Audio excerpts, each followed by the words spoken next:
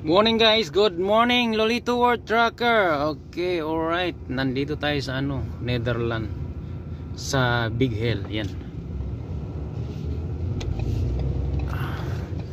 Bali magkukulik tayo ng dito, pangarga. Balik sa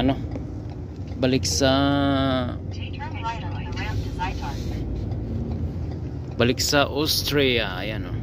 Pinaba ko yung ko kasi. Merge onto corridor. Ayan o, umikot lang tayo dun. Taas tayo ng tulay, alright. Short video lang para sa pagkulik ng ating pangarga dito, no. Dalawang karga tayo. Ay, 50 lang pala. Sorry. Ayan o dito kasi mahigpit dito sa highway, Netherlands. Ayan, umakyat lang tayo ng tulay. Diyan tayo galing. As usual, dalawa yung ginagamit ko. Diyan tayo galing, no? Tayo galing, oh. Barko. So, malapit na ako. Yan, malaking ang mga dahil dito tayo kakarga. Diyan na yan, oh. Diyan, oh. Diyan. Diyan tayo pupunta. Malit. Kunti lang yung pangarga natin dito. Parang dalawang palita lang.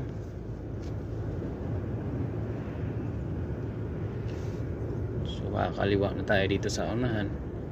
Siyempre short video lang ito tayo para meron tayong dito sa biyaheng ito. Galing ako nagdiskarga sa Biringi.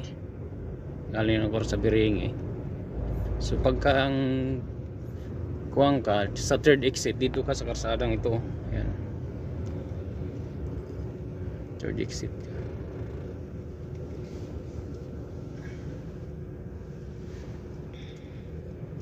Yan.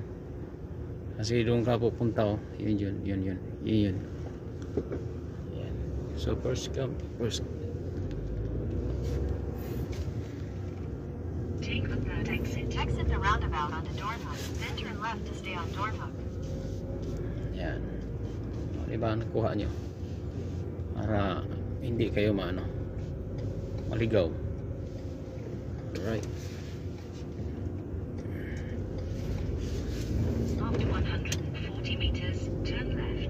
Sakit sa mata. Turn left to stay on Doornhoek, then turn right to stay on Doornhoek. After 50 meters, turn left.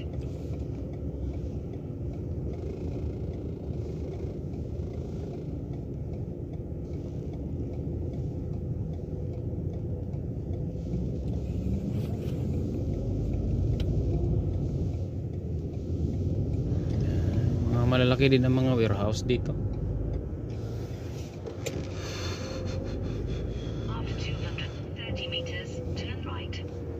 Turn right. Ayan, dito tayo.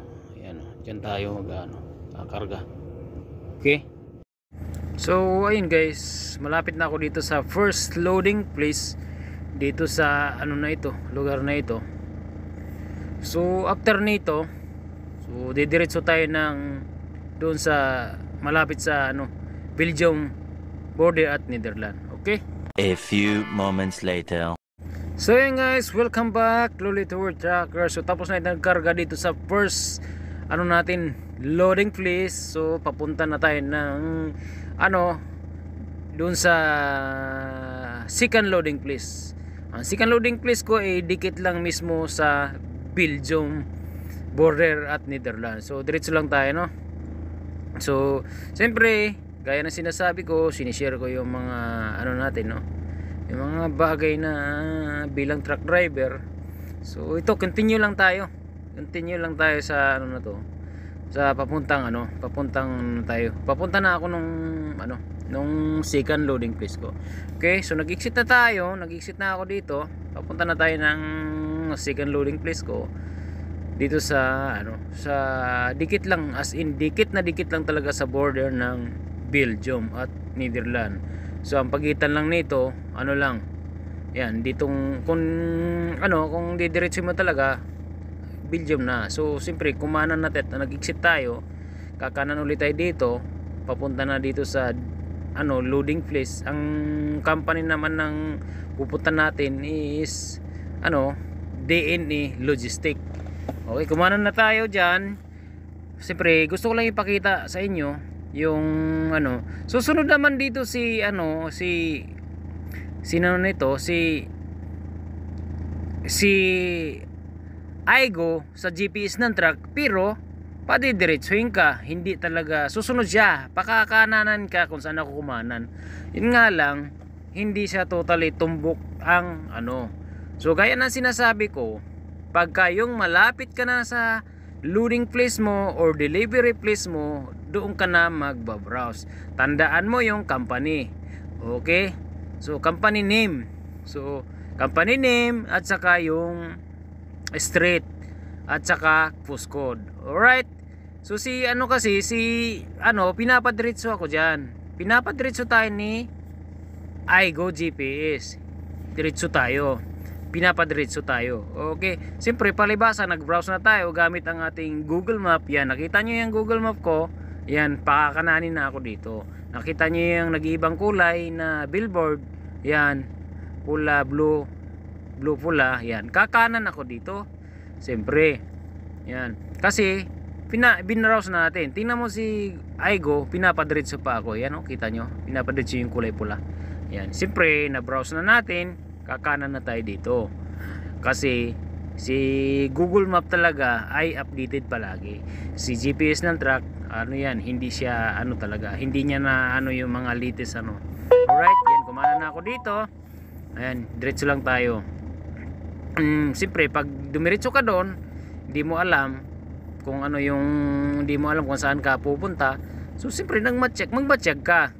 Bilang truck driver, kasi hindi ko naman lahat na nasasagot sa inyo ng mga tawag nyo, mag-aaral kayo sa mga Google Map. Alright, tingnan mo naman, oh, naligaw na si Aigo GPS.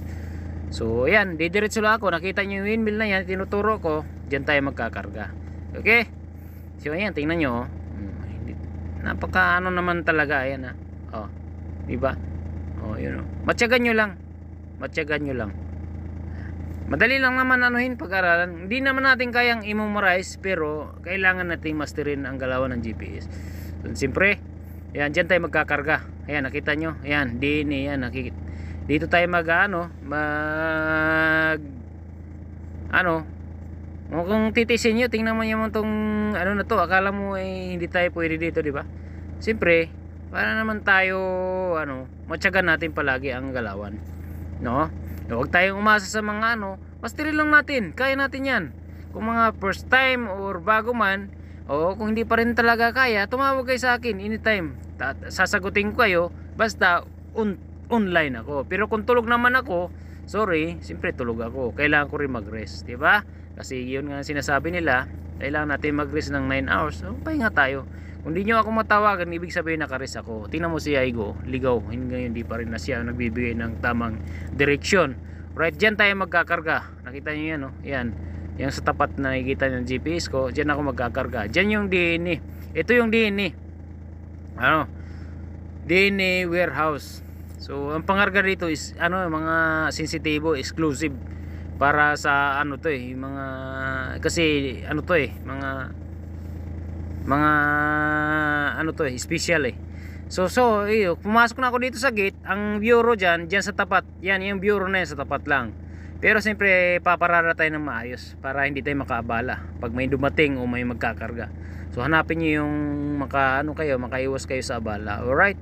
So ayan, dito tayo sa likod nitong kulay green na ito. Nakita nyo yung malaking poste na sa unahan. Yan yung tinuturo ko sa inyo na windmill na So yun, salamat sa panonood. At siyempre kung bago kayo dito sa aking YouTube channel, don't forget to subscribe and follow my page, Lolito World Trucker. So God bless you sa inyo guys, sa inyo lahat. So hanggang dito na lang aking video. Yun, si Aigo naligaw pa rin, hindi niya alam kung saan siya pupunta. So yun, matyagan natin palagi. And God bless you all guys, and bye, see you around. Bye. Bye. See ya.